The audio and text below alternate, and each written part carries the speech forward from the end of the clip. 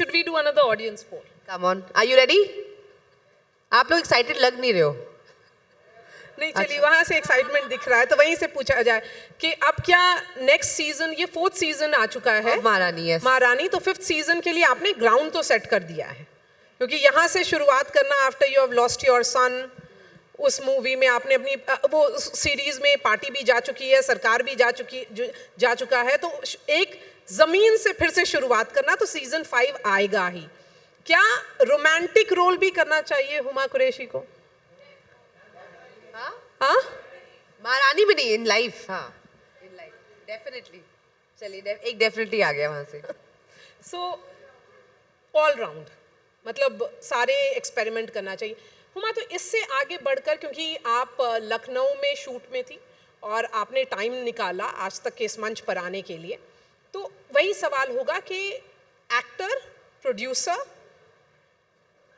Author, of course your book, Covid के times की लिखी हुई किताब, तो ये प्रोड्यूसर का रोल कितना, क्या ज़्यादा दिखेगा इस साल 2026 में? जी सो मैं, मेरे भाई साकिब ने एक प्रोडक्शन हाउस शुरू किया जिसका नाम है सलीम सिबलिंग्स, क्योंकि मेरा नाम है Huma Saleem Qureshi, he Saqib Saleem Qureshi, so Saleem siblings got a nice ring to it. हमने एक फिल्म बनाई है जो अगले साल अर्ली नेक्स्ट ईयर हम रिलीज़ करेंगे, जिसका नाम है बेबी डू डाई डू. उसमें मैं एक्टिंग कर रही हूँ. मेरे कैरेक्टर का नाम है बेबी कर मर कर. तो ये महाराष्ट्रन सरनेम है, कर मर कर. तो कर मर कर, do die do. Okay. And it's an action film, and it's a film जो हमने खुद प्रोड्यूस की है, और हम चाहते हैं कि हम उसको थिएट्रिकली रिलीज़ करें, क्योंकि मेरे लिए ये ऑलमोस्ट एक पैशन जैसा हो गया है कि मैं चाहती हूँ कि जो फिल्में मैं कर रही हूँ, बाकी लोग भी जो कर रहे हैं. See I have been a product of Gangs of Wasseypur, you know. तो मुझे लगता है कि, और उस फिल्म ने इतने सारे एक्सेप्शनल टैलेंट दिए हैं फिल्म इंडस्ट्री को, हमारे देश को, पर मुझे लगता है कहीं ना हम सिर्फ ये बड़ी फिल्में इस वक्त थिएटर में देख पा रहे हैं, और बहुत सारे लोग हैं जो वाकई बहुत टैलेंटेड हैं, जिनको करेक्ट प्लेटफॉर्म, करेक्ट फिल्में नहीं मिल रही हैं. एंड फिल्म इंडस्ट्री को खाली, of course I love big films, I am also a part of very big films, but I feel film industry को जो चीज़ आगे लेके जाएगी वो सिर्फ बड़ी फिल्में नहीं है, ये हमारी मिड साइज़ और स्मॉल साइज़ फिल्म्स भी हैं. और अगर ये मिड साइज़ और स्मॉल साइज़ फिल्म्स नहीं चलेंगी ना, शायद आपको मुझे फ़र्क ना पड़े, बट जो वो डेली वेज लेबरर है उसको बहुत फ़र्क पड़ेगा. क्योंकि फिल्में जो बनती थी, अगर सपोजिंग मैं ऐसे ही बोल रही हूँ, अगर 100 बनती थी तो अभी 50 से भी कम बन रही है, and those people would really get affected. Or for me, it's a passion that I think more middle of the road, more mid-sized films, more small films, more independent films should be made.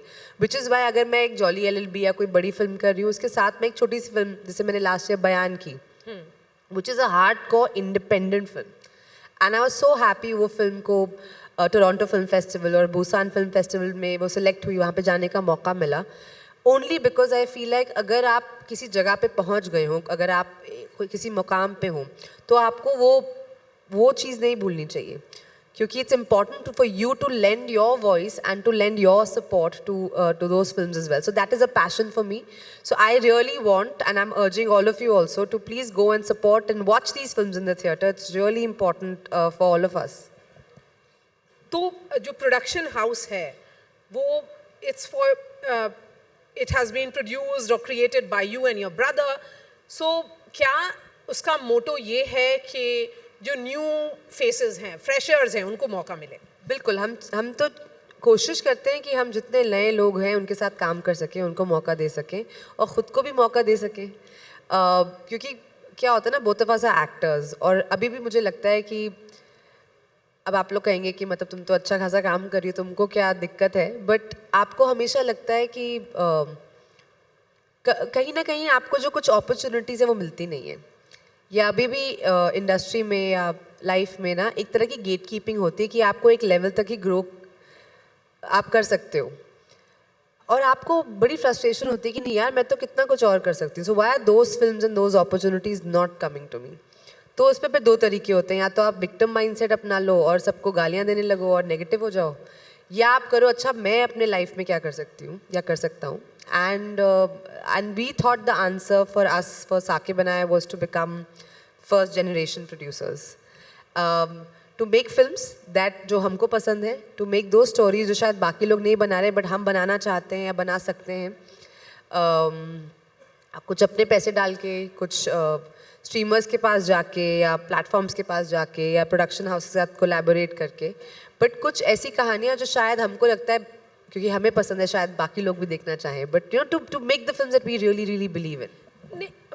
Will you also not agree that 2025 में अभी हम हैं, 2026 कुछ दिनों में आने वाला है, जो ए लिस्टर का डेफिनेशन है वो अब चेंज हो गया है, क्योंकि शायद OTT के जो मास्टर्स हैं, जैसे इस सेशन का नाम है बॉलीवुड की महारानी, तो जो आप महारानी OTT की अब हैं, क्योंकि एक के बाद एक सक्सेस ब्लॉकबस्टर OTT का, तो वो जो ए लिस्टर का डेफिनेशन होता है थिएटर का, वो भी अब चेंज हो गया है. क्योंकि सैयारा को देखिए, new faces, fresh faces, and they go on to make more money than the biggest superstars. And so happy for both of them, you know. It's so beautiful to see two people in their 20s and like first whatever films and to have that kind of success. It's really, really beautiful. So more power to both of them. And I agree. I think A-lister का definition बदल चुका है. Definitely. आज की date में only content matters and you guys matter. The audience matters. What do you want to see? मैं ना इसको हमारे बहुत अलग तरीके से देखती हूँ. इक्वल प्लेटफॉर्म अगर आप किसी चीज़ को दो तो लोग डिसाइड कर सकते हैं कि आपको ए देखना है या बी देखना है, यू नो. एंड स्ट्रीमर्स वो आपको वो डेमोक्रेटिक चॉइस देते हैं. आपने भाई एक सब्सक्रिप्शन लिया, आपके पास कोई फला जो भी ऐप है, किसी को इंडोर्स नहीं करेंगे, उस पर 10 चीज़ें लगी हैं. आप डिसाइड कर सकते हो मुझे क्या चीज़ देखनी है, कितने देर के लिए देखनी है, कब बंद करनी है, कब मैं बोर हो गई, फलाना. But what happen sometimes in when theatrical films come, उसकी हम बात करते हैं तो बाज़ दफ़ा ऐसा होता है कि कुछ फिल्में लोगों तक पहुंच ही नहीं पाती because they don't get that kind of release और दैट विंडो और that you know those kind of legs. And वो बड़ा एक सिस्टम जो है उसको कहीं ना कहीं हम as film industry only we have to sort of you know get in to and figure. तो but I think you know OTT is a space where it's actually a far more democratic way of at least for people to watch the kind of content that they want to watch. because बहुत लोग बोलते हैं कि अरे आपकी वो film I but हमारे घर के पास कहीं लगी नहीं थी, because there's so much systemic issues that one has to you know fight to make sure that people get to watch the film at the time that they want to, where they want to. अगर sorry मुझे जुकाम है, मैं ज़्यादा sexy sound नहीं कर रही हूँ. बट हुमा इसी बात पर आगे बढ़ाएंगे, क्योंकि अगर OTT is reaching far more homes then why experiment with theatrical releases? Because both are important. चलिए मैं इसको ऐसे पूछती हूँ, अब भाई सबके पास वो ऐप्स हैं, आप खाना घर पे ऑर्डर कर लेते हैं, सब करते हैं, मगर क्या आप घर से बाहर जाके किसी का बर्थडे, किसी की एनिवर्सरी, किसी लॉन्ग ड्राइव के बाद डिनर, आप वो इन्जॉय नहीं करते? They both are extremely valid experiences और हमको दोनों चाहिए. मुझे घर पे बैठ के टीवी देख के कुछ ऐसे चाइनीज़ टेकआउट भी खाना है और मुझे बाहर जाके एक अच्छे से रेस्टोरेंट में बैठ के डिनर भी करना है. और ये आपके मूड के ऊपर डिपेंड करता है कि आप कब क्या करना चाहते हैं.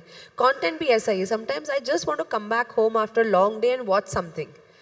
Sometimes I want to go out. I want to go and you know be in a theater with lots of people and have that big screen experience. You know because वो एक साथ हॉल में जब साथ में हंसते हैं, रोते हैं, डर लगता है. You know these are very very beautiful experiences. So when was the last time you watched any movie in a theater? I go to the theater all the time. I go to the theater all the time. With your parents? Parents who live in Delhi, but no, I mean in Mumbai. अभी लखनऊ में हम गए थे, सारी पूरी team हम film देख के आए.